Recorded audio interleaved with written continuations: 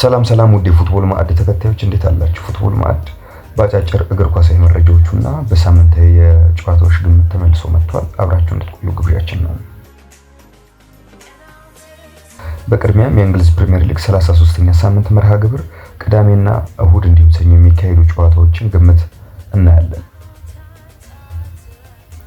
የሊጉን ዋንጫ ለማንሳት ከጫፍ የደረሰው ሊቨርፑል እና በሁለተኛ ደረጃ ላይ የተቀመጠው አርሰናል በወራጅ ቀጠና ውስጥ የሚገኙትን ሌስተር ሲቲ እና ኢፕስዊች ታውንን ያስተናግዳሉ። በሰባተኛ ደረጃ ላይ የተቀመጠው አስቶን ቪላ በሶስተኛ ደረጃ ላይ ከተቀመጠው ኒውካስል ጋር የሚያደርጉት የሳምንቱ ተጠባቂ ጨዋታም ነው። የቢቢሲው እግር ኳስ ተንታኝ ክሪስ ሱተን እነዚህንና ቀሪዎቹን የሳምንቱን ጨዋታዎች እንደሚከተለው ግምቱን አስቀምጧል። ቅዳሜ ብሬንትፎርድ ብራይተን አቋሙ ከመውረዱም በላይ ጎሎችን በማስተናገድ እስከ 5 ያለውን ደረጃ ይዞ የማጠናቀቁ ነገር አሁንም ጥያቄ ውስጥ እየገባ ነው። ቡድኑ የለም ሲባል ደግሞ መነሳት የሚችል መሆኑን ደጋግሞ አሳይቷል። ብሬንትፎርድን ማሸነፍ ደግሞ ከባድ ነው። ስለዚህም እግር ኳስ ተንታኙ ግምቱን 1-1 በሚል አቻ ውጤት አስቀምጧል። ክሪስታል ፓላስ ከበርንማውዝ ፓላስ በሳምንቱ አጋማሽ በኒውካስል 5-0 መሸነፉ ይታወሳል። ባለፈው ሳምንት መጨረሻ ደግሞ ክለቡ በተመሳሳይ 5 ጎሎች በማንቸስተር ሲቲ ተቆጥሮበታል። በርንማውዝ ደግሞ ባለፈው ሳምንት ፉላምን ማሸነፍ ቢችልም ባለፉት ጨዋታዎች የአቋም መውረድ አሳይቷል። በዚህም ግምቱ አሁንም 1-1 የሚል ሆኗል። ኤቨርተን ከማንቸስተር ሲቲ ይህ ጨዋታ በምንም መልኩ ይጠናቀቃል የሚለውን ለመገመት ከባድ ነው። ኤቨርተን በኳስ ቁጥጥር የበላይ ሳይሆንም ጎል ለማስቆጠር ይሞክራል። ሲቲ ደግሞ እስከ 5 ያለውን ደረጃ ይዘው በማጠናቀቅ በሚቀጥለው ዓመት በቻምፒየንስ ሊግ የመሳተፍ ጫና አለበት። ጨዋታው በሲቲ የበላይነት ይጠናቀቃል ያለው ተንታኙ ግምቱን ሲቲ 2 ሌስተር ሲቲ 1 በማለት ሰጥቷል። ዌስትሃም ከሳውዛምፕተን ከሊጉ መውረዱን ቢያረጋግጥም ዝቅተኛ ነጥብ ይዞ በመውረድ ክብረ ወሰኑን ከሰበረው ደርቢ ጋር አቻ ለመሆን ከቀሪ ጨዋታዎች 1 ነጥብ ይፈልጋል። ዌስትሃም ከሊጉ የመውረድ ስጋት ባይኖርበትም ደረጃውን ለማሻሻል ደግሞ ይፈልጋል። ቡድኑ አሸንፎ አስቸጋሪውን የውድድር ዓመት በጥሩ ጎኑ ማጠናቀቅ የደጋፊዎቹ ፍላጎት ነው። በዚህም ዌስትሃም 2-0 እንደሚያሸንፍ ግምት ተሰጥቷል። አስቶን ቪላ እናያለን። አስቶን ቪላ ከኒውካስል ከባድ ጨዋታ ያካሂዳሉ። የካራባኦ ዋንጫን ከማንሳት ባሻገር በአሁኑ ወቅት በፕሪሚየር ሊጉ በምርጥ ብቃት ላይ የሚገኘው ቡድን ኒውካስል ዩናይትድ ነው። 7ኛ ደረጃ ላይ የሚገኘው አስቶን ቪላም በሊጉ 4 ጨዋታዎችን በተከታታይ ማሸነፍ ችሏል። እስከ 5 ያለውን ደረጃ ለመያዝ ካለው ጠቀሜታ አንጻር ከፍተኛ ፉክክር የሚደረግበት ጨዋታ እንደሚሆን ይጠበቃል።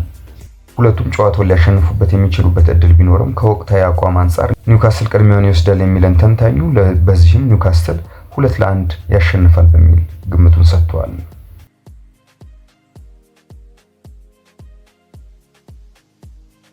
ወደ እሁድ ጨዋታዎች እናልፋለን። ፉልሃም ከቼልሲ ቤት አንድ ትክክል ያልሆነ ነገር አለ። ባለፈው ሳምንት ላለመውረድ ከሚታገለው ኢፕስዊች ጋር አቻ ተለያዩ። በኋላም አሰልጣኝ ኤንዞ ማሬስካ ደጋፊዎቹ ቡድኑን እንዲያምኑና ተጫዋቾች የደጋፊዎቻቸውን ጫና እየተሰማቸው መሆኑን ጠቁሟል። ሚሊዮን ዶላሮች የፈሰሱባቸው ተጫዋቾች ጫናውን መቋቋም ካልቻሉ በሂደት ችግር ውስጥ ሊገቡ ይችላሉ። ከበርንማውዝ ጋር ነጥብ መጋራት የነበረባቸው ፉልሃሞች በዚህ ጨዋታ 3 ነጥብ ያሳካሉ ተብሎ ተገምቷል። በዚህም ፉልሃም ቼልሲን 2-1 እንደሚያሸንፈው ነው ተንታኙ ግምቱን ያስቀመጠው።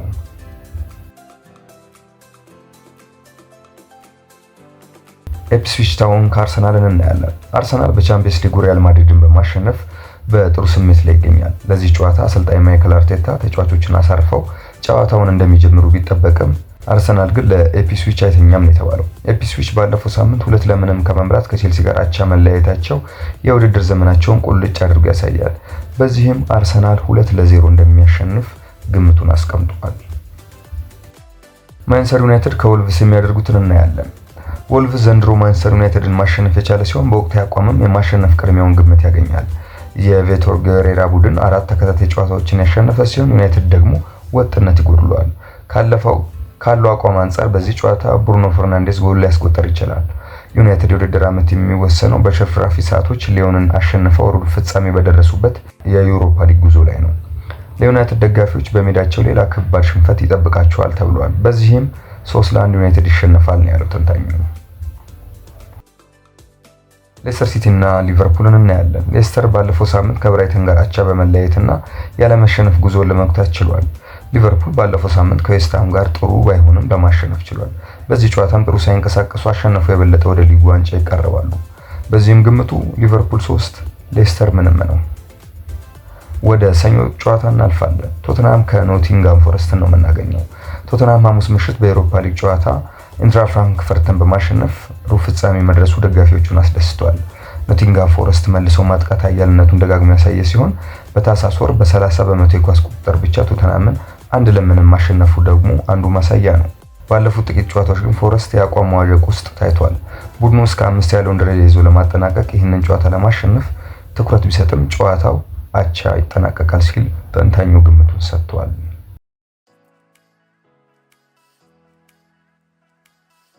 አሁን ደግሞ ወደ ሌሎች አጫጭር መረጃዎች እናልፋለን። የማድሪድ ቤት ውጥረትን ነው የምናየው። ሪያል ማድሪድ በአርሰናል ተሸንፈው ከቻምፒየንስ ሊግ ከተሰናበተ ወዲህ በክለቡ ውስጥ ከፍተኛ ውጥረት መንገሱ ተገልጿል። አሰልጣኝ ካርሎ አንቸሎቲ በአሁኑ ወቅት በሪያል ማድሪድ ቤት ያላቸውን ኃላፊነት ከፍተኛ ስጋት ውስጥ መውደቁን የተጠቆመው አሰልጣኝ ካርሎ አንቸሎቲ በአሁኑ ወቅት በሪያል ማድሪድ ቤት ያላቸው ኃላፊነት ከፍተኛ ስጋት ውስጥ መውደቁን የተጠቆመው በቀጣይ ካርሎ አንቸሎቲ ከተሰናበቱ አሰልጣኝ ዣቢ አሎንሶ የሪያል ማድሪድ የመጀመሪያ ምርጫ መሆናቸው ተገልጿል። በክለቡ ያለውን ውጥረት ተከትሎ በሚቀጥሉት ቀናት ወይም ሳምንታት ትልቅ ዜናዎች ከክለቡ ሊሰሙ እንደሚችሉ ተገምቷል። ጋርዲዮላን እናገኛለን። የማንቸስተር ሲቲ ዋና አሰልጣኝ ፔፕ ጋርዲዮላ ቡድናቸው በቀጣይ ተደጋጋሚ ጉዳት የሚገጥሙ ተጫዋች እንደማያስፈርም ተናግረዋል። ያሉን ተጫዋቾችን ወዳቸዋለሁ ያሉት ጋርዲዮላ ነገር ግን አብዛኞቹ በተደጋጋሚ ጉዳት ምክንያት ለጥቂት ወራት ነው መጫወት የሚችሉት ብለዋል። አክለውም በቀጣይ ክለቡ ወቅት በየሶስት ቀኑ መጫወት የሚችሉ ተጫዋቾችን ብቻ ማምጣት ነው ሲሉ ፔፕ ጋርዲዮላ አረጋግጠዋል። ዩሮፓ ሊግ መወዳደር ምን እንደሚመስል አላውቅም ሲሉ አሰልጣኙ በሌላ በኩል አስተያየታቸውን ሰጥተዋል። ማካቴ በቡድናችን እንዲቆይ እፈልጋለሁ፣ ነገር ግን ተጫዋቹ ተጨማሪ ሰዓት ማግኘት መፈለጉን እረዳለሁ። በውድድር ዘመን መጨረሻ የሚሆነውን እናያለን ብለዋል ጋርዲዮላ። አሰልጣኝ ፔፕ ጋርዲዮላ ያይዘውም ቡድናቸው ውስጥ ከመጠን ያለፈ ተጫዋቾች ቁጥር እንዲኖር እንደማይፈልጉ ገልጸዋል። ከጋርዲዮላ ጋር በተያያዘ ሊዮኔል ሜሲን አስተያየት ነው የምናየው። አርጀንቲናዊው ኮከብ ሊዮኔል ሜሲ በስፔናዊ አሰልጣኝ ፔፕ ጋርዲዮላ ስር መሰልጠን በእግር ኳስ ከዲግሪም በላይ መሆኑን ገልጿል። ጋርዲዮላ ልዩ አሰልጣኝ ነው ያለው ሊዮኔል ሜሲ እሱ ነገሮችን በሚያይበት መንገድ ማንም አያይም፣ በእግር ኳስ ተጽዕኖ መፍጠር ችሏል ብሏል። አክሎም በፔፕ ጋርዲዮላ ስር ስሰለጥን በእግር ኳስ ሁለተኛ ዲግሪ ያገኘው ያህል ነበር የተሰማኝ ሲል አስተያየቱን ሰጥቷል። በመጨረሻም ወደ አርሰናል እንሄዳለን።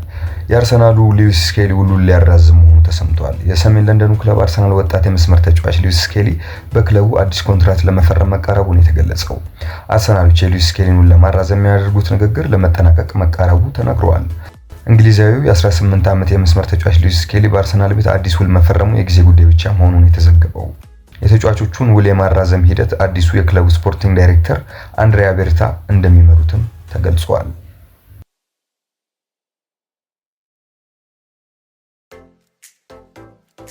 ውድ የፉትቦል ማዕድ ተከታዮች አጫጭርና ፕሮፋይል ነክ እግር ኳሳዊ መረጃዎችን ወደ እናንተ ማድረሳችንን እናጠናክራለን። እናንተም አብሮነታችሁን ላይክ፣ ኮሜንት እና ሼር በማድረግ እንድትገልጹ እንጠይቃለን። ሰላም።